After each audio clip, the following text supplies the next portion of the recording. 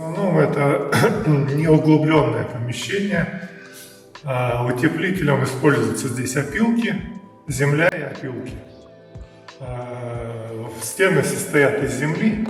Верхний слой – это земля и опилки. Сверху покрыто от дождя профильным листом. Нам нужно с вами поменять отношение к холоду и рассматривать его как товар. Поменять отношение в нашем сознании.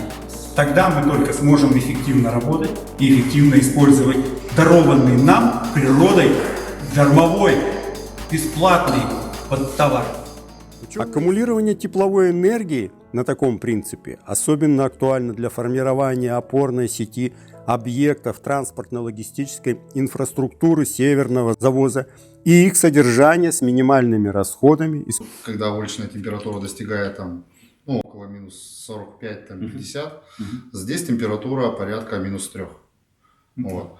Но, допустим, здесь минимальная температура в конце марта, начале апреля порядка минус 6, минус 7 градусов. Допустим, площадь по полу 110 квадратов, и вот сейчас 55 кубов воды. Мы ищем оптимальное соотношение. Вообще эксперимент по хранению семян растений в толще многолетних мерзлых пород был заложен в конце 70-х годов.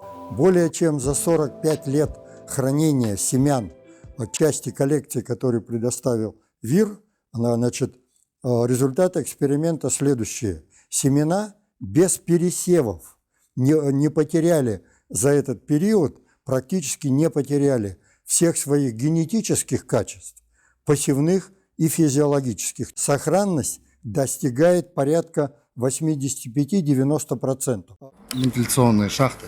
Получается, там опускается холодный воздух, здесь выходит уже теплый воздух. И за счет естественной циркуляции воздуха, получается, происходит охлаждение массива. В мире на сегодня существует только два. Это у нас в Якутии. Второе – это на Шпицбергене. Владимиром Владимировичем Путиным был издан указ о создании Национального центра генетических ресурсов растений. Развитие этого проекта явилось бы очень серьезной поддержкой вообще обеспечения продовольственной и экологической безопасности Российской Федерации. Холод – это наше богатство и фундамент для развития, но для этого мы должны холод еще изучать.